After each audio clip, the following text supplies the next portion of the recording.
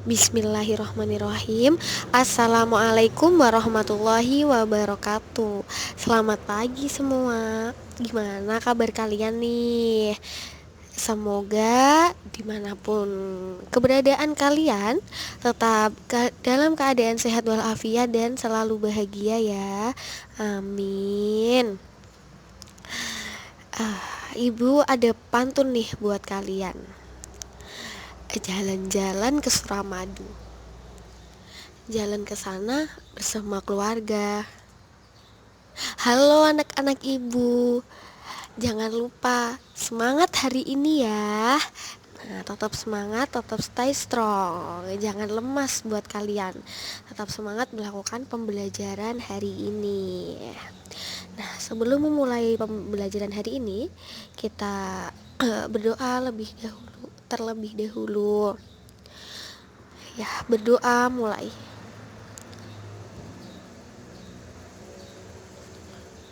Berdoa selesai. Nah, pada pagi hari ini kita akan membahas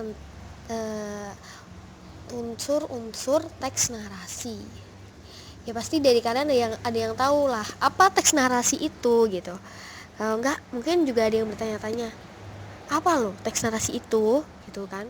Nah, pada pagi hari ini kita akan membahas tentang unsur-unsur teks narasi. Kita akan mengupas unsur-unsur teks narasi gitu ya kan. Sebelum kita mengupas isi dari unsur teks narasi, kita harus tahu pengertian dari teks narasi tersebut. Nah, apa sih teks narasi itu? Teks narasi adalah bacaan berupa karangan yang menceritakan atau menjelaskan suatu peristiwa secara detail berdasarkan urutan waktu. Dalam teks narasi, cerita atau karangan yang dibuat bisa berupa kejadian yang benar-benar terjadi atau bisa berupa imajinasi. Nah, dapat disimpulkan teks narasi itu di dalamnya dia berupa karangan yang benar-benar terjadi. Jadi berupa tentang yang fakta atau tidak gitu. Jadi yang benar-benar terjadi dalam kehidupan real kalian atau hanya karangan semata gitu. Itu yang dinamakan teks narasi. Nah, di sini ada 7 unsur teks narasi. Ada tema, alur, latar, sudut pandang, gaya bahasa, amanat. Ternyata 6 dong, salah ibu. Wah, mohon maaf nih. Kurang minum air putih. Nah, ternyata ada 6 ada 6 unsur gitu. Nah, di sini ibu akan mengupas satu-satu. Apa sih amanat itu? Apa sih alur itu? Apa sih latar? Apa sih sudut pandang? Apa sih gaya bahasa gitu ya kan? Nah, pasti kalian kepo kan? Mungkin kalian masih bertanya-tanya, kok banyak banget gitu kan unsur-unsurnya gitu. Apa pengertian detailnya? Nah, yuk kita simak slide selanjutnya. Nah, kita mengupas tentang tema. Apa sih pengertian dari tema itu sendiri? Tema adalah gagasan yang menjalin struktur isi cerita. Tema suatu teks cerita imajinasi menyangkut segala persoalan yang berupa masalah kemanusiaan, kekuasaan, kasih sayang, dan sebagainya. Jadi begini nih, kalian sebelum mengarang cerita, apa sih tema yang terkandung dalam cerita tersebut gitu. Nah, kalian akan membuat tentang tema percintaan atau tema yang sedih-sedih gitu kan, yang sad ending gitu. Nah, atau bahkan yang horor pun kayak gitu tuh.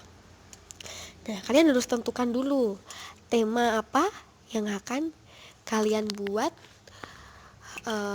untuk teks narasi tersebut. Nah, yang kedua kita akan membahas alur. Nah, alur Alur adalah merupakan pola pengembangan cerita yang terbentuk oleh hubungan sebab akibat. Di dalam alur terdapat rangkaian peristiwa. Secara umum, jalan cerita atau rangkaian peristiwa di dalam suatu cerita terbagi ke dalam bagian-bagian tersebut. Gini nih, buat kalian yang masih bingung, apa sih alur itu gitu ya? Nah, alur itu alur yang menceritakan tentang apa yang terjadi dalam ini apa namanya tadi? Teks narasi tersebut.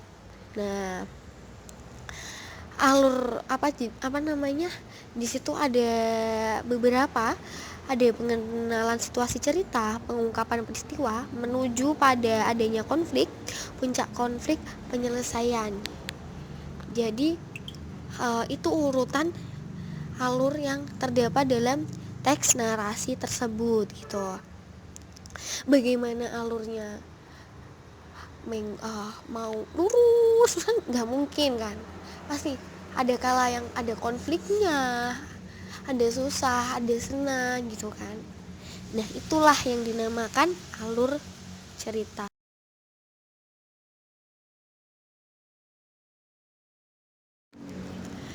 Selanjutnya ada latar. Latar adalah tempat, waktu, dan suasana ketika peristiwa dalam cerita berlangsung. Jadi di mana latar tempat cerita tersebut, kapan waktu cerita tersebut, dan bagaimana keadaan suasana pada saat cerita tersebut gitu.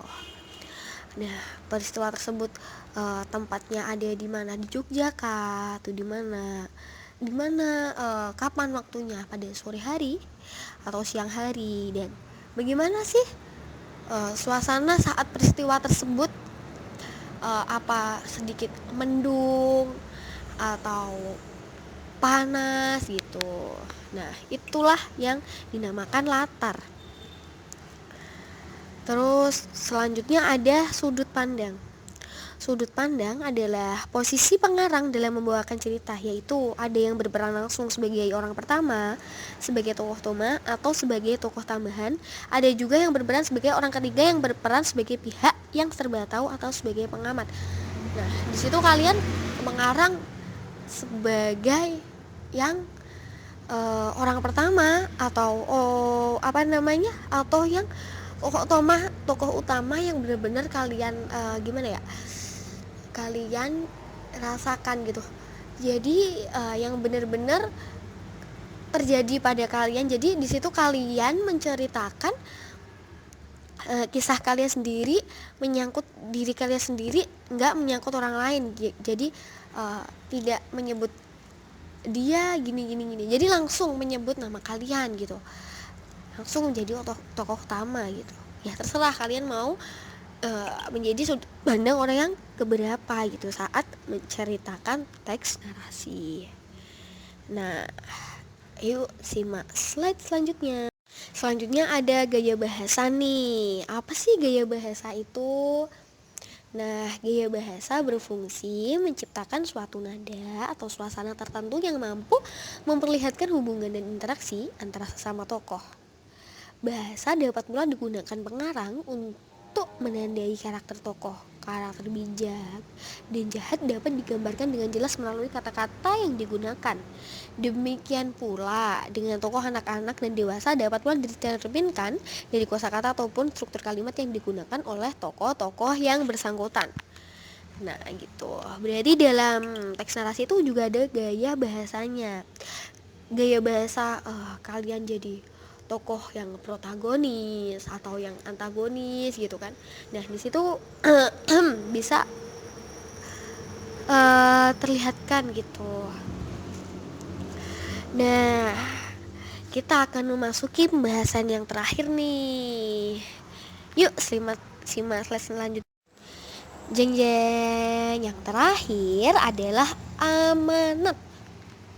Pasti nggak asing kan amanat, dari SD pun mungkin udah udah diajarin sama guru bahasa Indonesia kalian gitu kan. Nah, apa sih amanat itu? Amanat merupakan ajaran moral atau pesan yang hendak disampaikan pengarang kepada pembaca melalui karyanya. Tidak jauh berbeda dengan bentuk cerita lainnya. Amanat dalam cerita imajinasi akan disimpan rapi dan disembunyikan pengarangnya dalam keseluruhan isi cerita. Oleh karena itu, untuk menemukannya tidak cukup dengan membaca 2 atau 3 paragraf, tetapi harus menghabiskannya sampai tuntas. Jadi buat kalian nih yang membaca teks narasi, tidak mungkin kalian membaca 1-2 garis gitu, kalian udah bisa menyimpulkan, oh amanatnya begini nih, jadi kita harus begini nih gitu. Itu wah nggak bisa, itu kalian namanya ngarang sendiri dong. Nah, baru kalian kalau membaca udah sampai akhir, wah berarti bisa menyimpulkan amanatnya nih begini, jadi anak tidak boleh durhaka pada orang tua, bla bla bla bla bla bla, begitu. Itu yang dinamakan amanat. Nah, udah ibu kupas tuntas nih tentang unsur-unsur teks narasi. Nah, selanjutnya ibu akan memberikan satu contoh cerpen teks narasi. Yuk simak.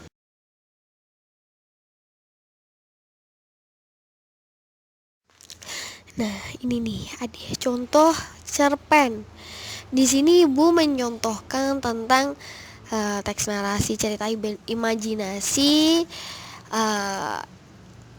berupa hayalan ya, jadi tidak fakta. Pada suatu masa ada seekor kucing yang sangat awas dan sigap.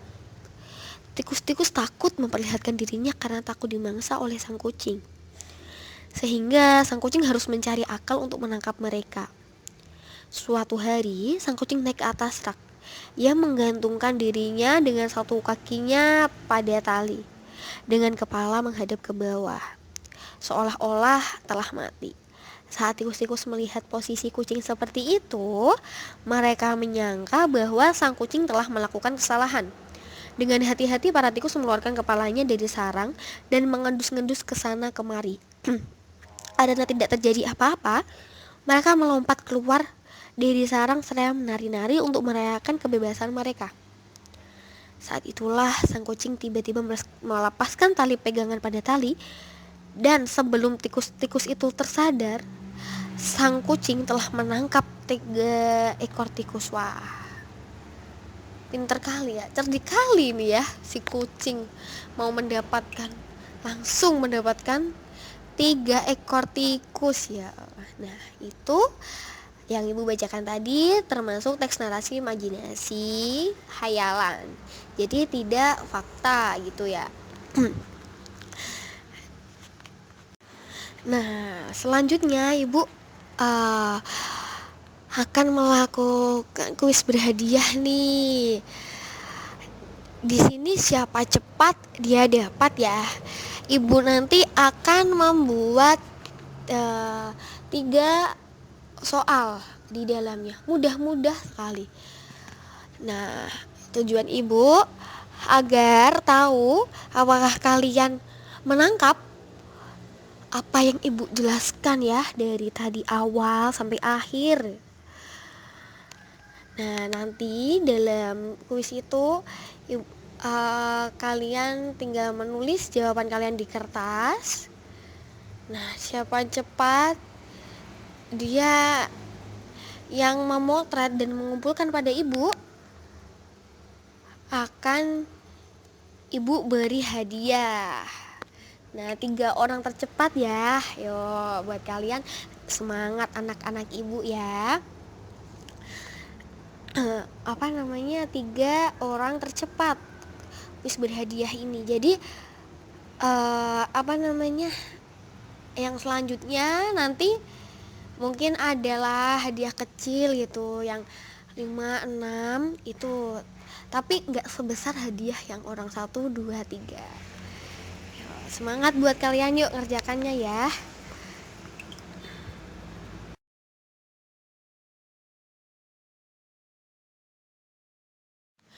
Nah, di sini kita udah mengenal 5 unsur teks narasi ya. Mungkin sampai di sini ibu mengajar kalian hari ini. Semoga ilmu yang ibu berikan bisa bermanfaat, barokah. Semoga kalian bisa paham kelak, bisa diamalkan. Mohon maaf jika ada salah kata yang sengaja atau tidak. Assalamualaikum warahmatullahi wabarakatuh.